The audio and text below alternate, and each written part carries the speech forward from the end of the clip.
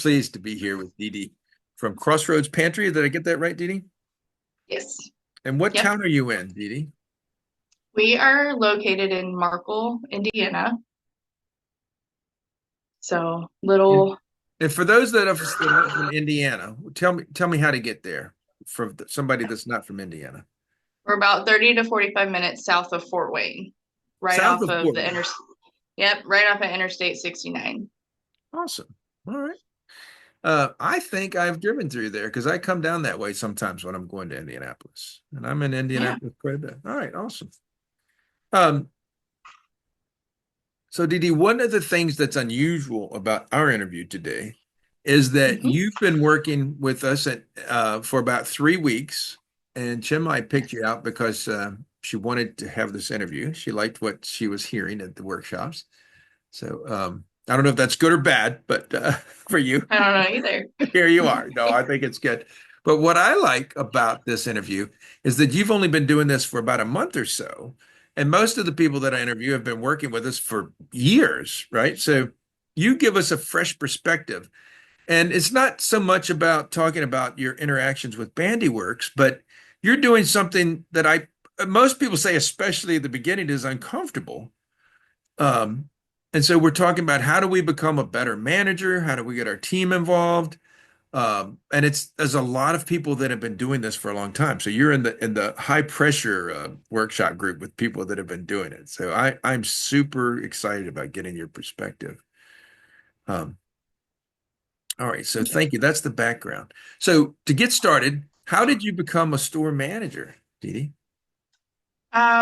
So I've actually been with Crossroads Pantry for 18 years. Wow. I started working when I was in high school. Oh. I grew up in Markle.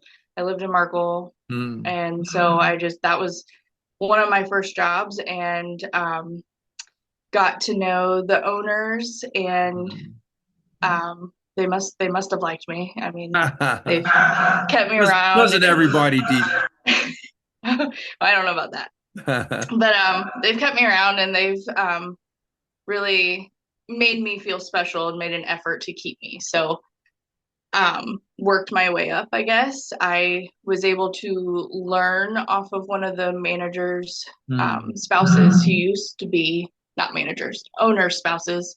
She was my manager. And so she kind of took me under her wing and showed me a lot of stuff. And um, I've played many different roles, I guess, within the company itself, but um, a lot of leadership roles, I would say. Oh, well, tell me a little bit more about that. Any work outside of Crossroads, or has it always been in there? And what else have you done? So it's always been with Crossroads. Hmm. We have two other locations. We did have three. They sold one. The one after they purchased it in 2012. The goal was for me to go down there and kind of manage. They called it the marathon side, Hmm. and there was a subway in there as well. Okay. Um, and there was a list of questions that Chinmay sent me, and one of it was, um, what inspired you or got you to be where you are today? And it was that I actually failed managing at that location. I didn't do a good job. I Huh. will go out and say that. Um, I'm not afraid to jump in with and get my feet wet and hit the ground running, and I couldn't do it then. And um, I was pregnant at the time also, so there was a lot going on. Wow. And kind of after my maternity leave, they came to me with another kitchen manager back at Markle. So that was the job they opened up with instead of putting me back in the store. I think they knew I wasn't happy.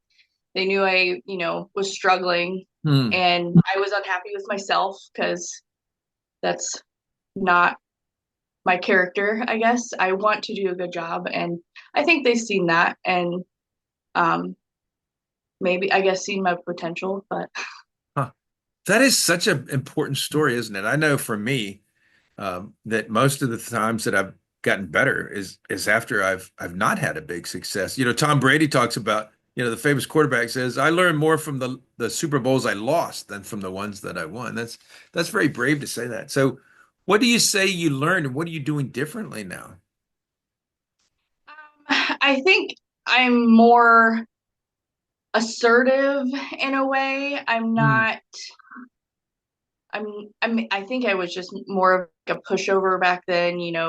I let things go that I shouldn't have with employees, and that can mm, create a bad morale. And um, I think building a better team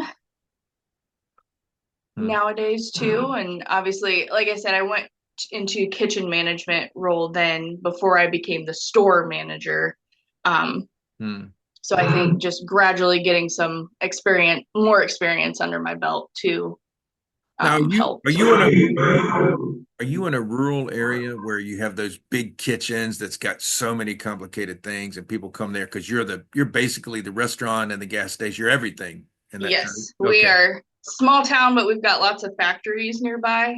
Okay. And I mean, we got a couple fast food places, but we don't Mm. have a Dollar General yet. So You're it's it. coming. That's in the works. Yeah. But yeah, we're the local grocery store. Huh. We our kitchen. We have roaster chicken, Hunt Brothers Mm. Pizza. We have a smoker. We smoke our own meats. Wow. Um, we have a deli, so we do deli salads, and um, we got a lot going on. We'll talk about that because food is so big right now, and that's where you went back to. Because food management, some people say it's much harder than C-store management.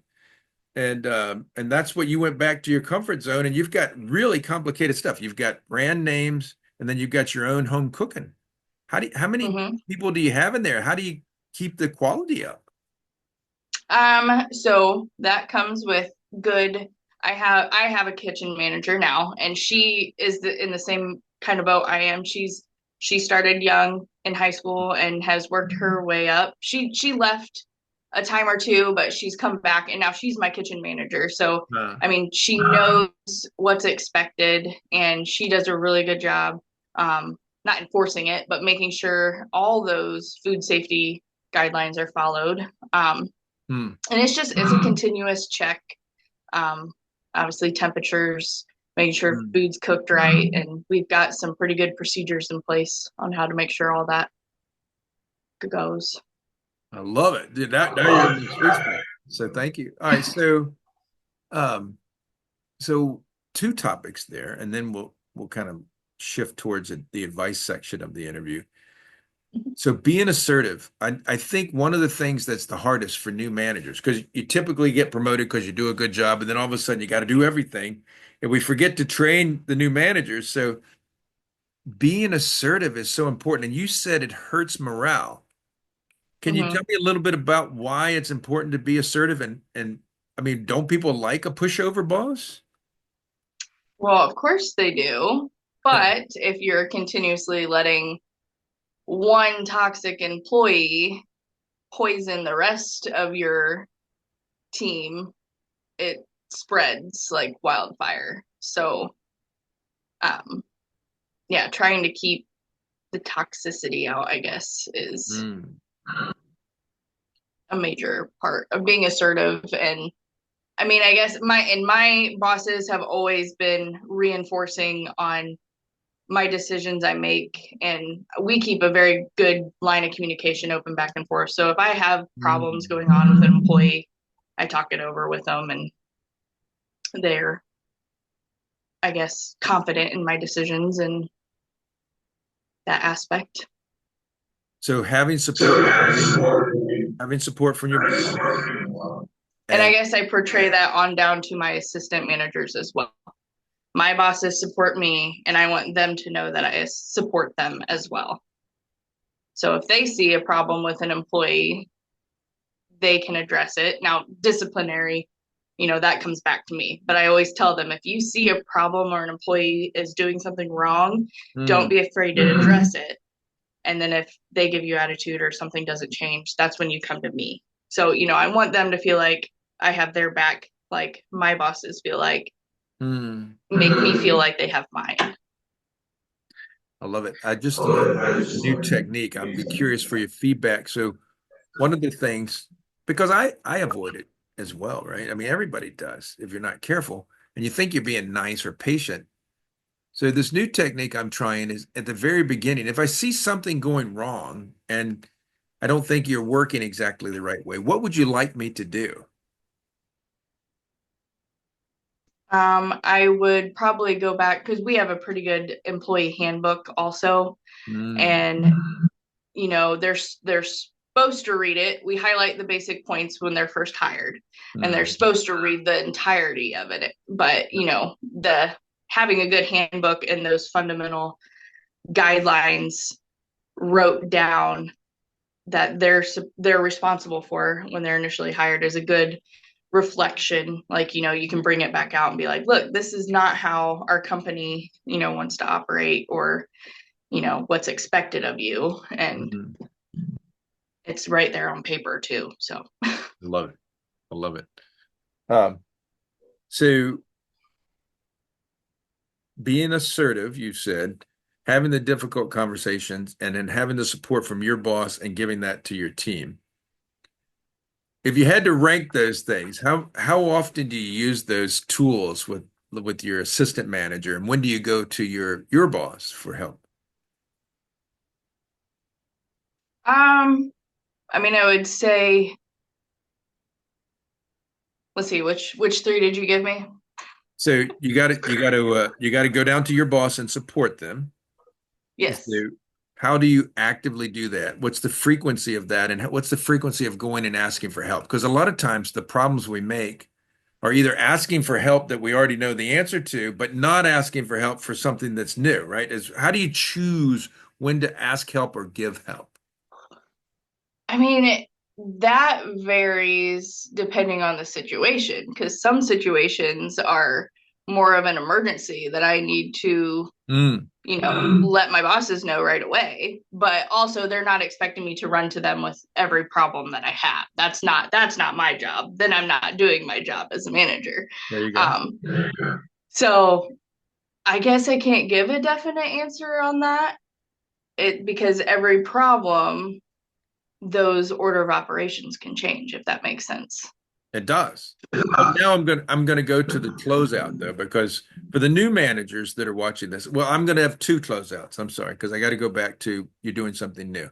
But for the new manager, what advice would you give them about what it takes to make those decisions? Because you're responsible for the store, but at the same time, you're responsible to communicate the right stuff. What advice would you give them about when to make the decision and go, and when to pump it up the line?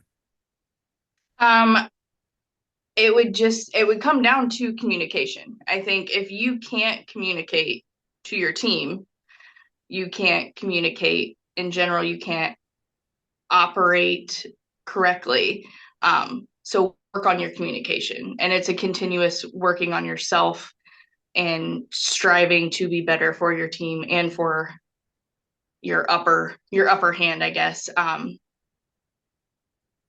As far as knowing when to communicate, I guess that comes with confidence after you've Hmm. experienced different things, and knowing when to um, take it to the upper management, I guess. And now you've gone full circle, right? Because you Mhm. said in the beginning you actually did not like the way you did your management the first time, took a small Yes. step back to the food, and then you took the big step forward. Yes. Hmm. So you would give your assistant manager the advice of it's okay to make mistakes.